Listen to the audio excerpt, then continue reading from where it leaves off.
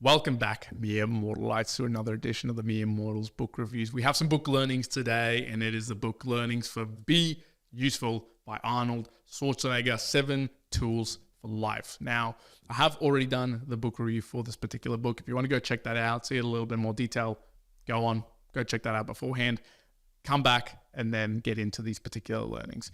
Now, as I've been doing recently, I've tabbed through the book, I've gone through and read it, and noted down what are the aspects that I find really quite interesting, or at least brought to my attention that I had to go and tab it, right? So I'm tabbing these through. So I put down a tab. Hey, this was interesting. I'll retrospect on it, at least personally moving into the future. It means I'll probably come back and read this to sort of either reminisce or pick up those learnings. And so what I'm doing now is sharing those learnings with the Mere Mortalites out there to see if potentially it's also that touches base with yourself, and then maybe we can explore some of those topics as well as we go around them. So there's 4 that I've got for you today. So let's get stuck into it. The first one is in the section of have a clear vision. That is what a clear vision gives you. A way to decipher whether a decision is good or bad for you, based on whether it gets you closer or further away from where you want your life to go. Does the picture you have in your mind of your ideal future get blurrier or sharper because of this thing you're about to do? That as I read, I was like, oh, that's a really easy way to look at something, really a good, effective philosophy.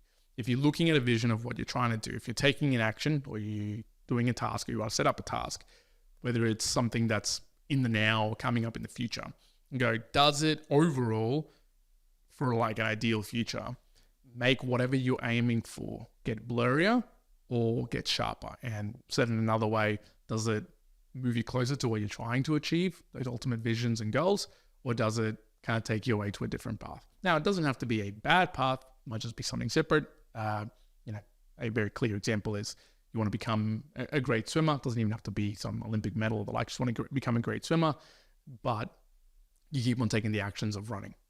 It is achieving maybe an overall health benefit, but to the specific of getting better at swimming, is it blurrier or is it sharper? I'd say it's blurrier. And so it's another consideration of when you're doing things, not everyday things, right? Let's be real, Mortalites.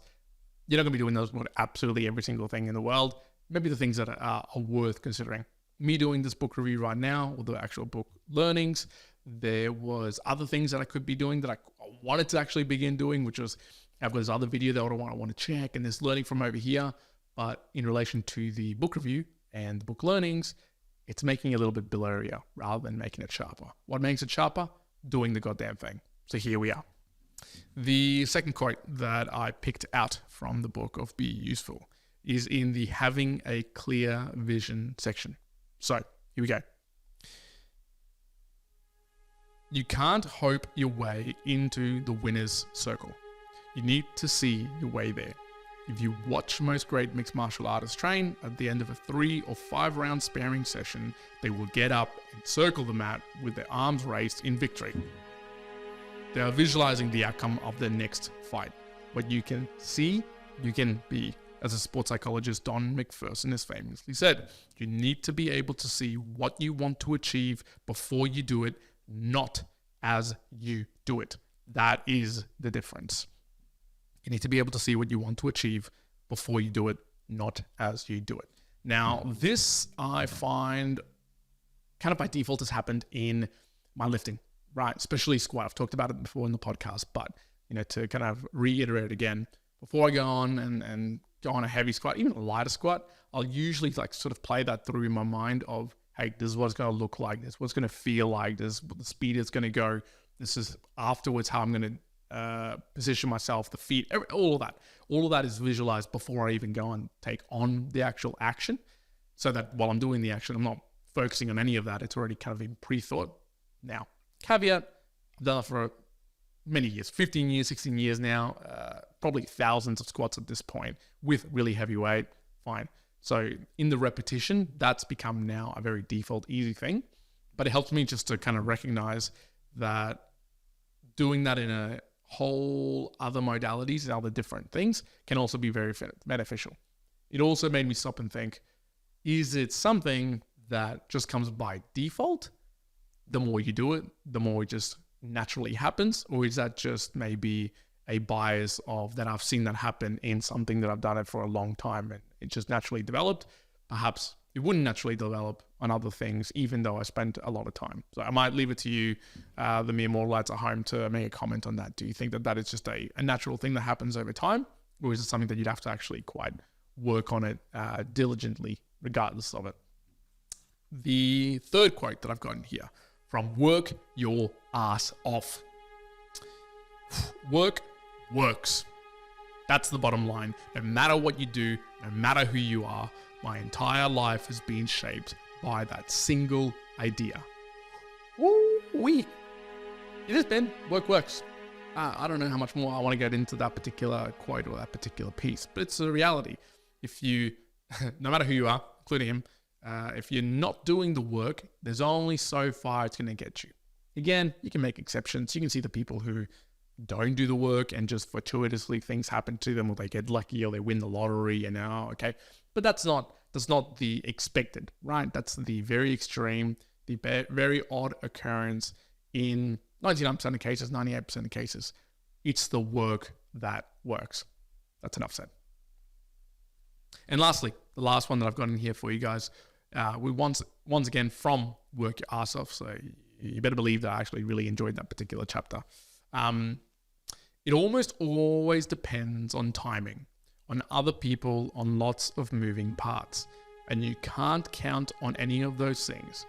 Ironically, follow through is usually the easiest part of the work, at least in terms of energy and resources. Yet it's almost always a thing that we either take for granted or let slip through the cracks. We say, I want to do this great, fantastic thing. Then we get the ball rolling and we just expect it to keep rolling simply because we want it to, as if hope and good intentions are worth anything. Damn. And this is such a big thing of being effective philosophy, or just action taking, in that you could have the greatest idea in the world. Shit, you could get it started, right? You can get it going, but it is in the working your ass off. It is in the work that allows you to follow it all the way through. Many examples that Arnie gives in this particular book. There's many in our lives. I guess specific to the podcast, because probably the easiest way I can compare it to the mere mortalites out there is for us doing this book learning right now is 20 minutes on time, and just doing it and feeling good about it would be fantastic, awesome. I've done that, but the work keeps going beyond that, right? After that, I'm going to go over, I'm going to grab this camera, I'm going to plug it in, I'm going to download the video, I'm going to sync it up to the audio, which I'll do the editing for. Then I'll sync them both together. I'll be able to, from the one piece of content, create potentially 10, 20 other pieces of content, which I've got to schedule out, plan it all together. There's lots of more work that comes after this, right? And this is just the initial one. We got to be quite present and expect that just because you have that great idea or you have that wantingness to do it, there's a lot of work and working your ass off that needs to come behind that. Then once again, people just don't see, they see the final product. Kind of like with Arnold Schwarzenegger, for a lot of people, myself included, we only see the final product. The bodybuilder, the governor, the movie star. But holy heck, there was hours of English training. There was thousands of hours of training in the gym. There was many hours of getting to know legislation and how to talk to people and everything else in between. There's just all this other work that, because it's not apparent to us, mere mortalites, it feels like it doesn't really need to be there, or at least if we get it going and it's all kind of working well and we've got the right idea, like, hooray, we've done it. No, you got to be effective around that. The philosophy should be, you got to both get it started and then have the balls to keep on working your ass off to make sure that it's delivered all the way through. Be Useful, 7 Tools for Life by Arnold Schwarzenegger had a couple of really good quotes throughout it. There's plenty more in there that I really did enjoy and took away as learnings, but those were really the key ones. Was there any others, folks, that you picked up and you went, that was pretty cool that you didn't pick up from it? Is there anything else from Arnie that you really enjoyed? Drop it in the comments. Let me know. Send through a Boostgram. Do all the good things. That's how you can really support us here at the Mere Mortals, because with that sort of interaction, it allows us to make a better product and in the end, support you folks at home. Mere Mortalites, for now, I'm going to leave it there. Please take care wherever you are in the world. One, out.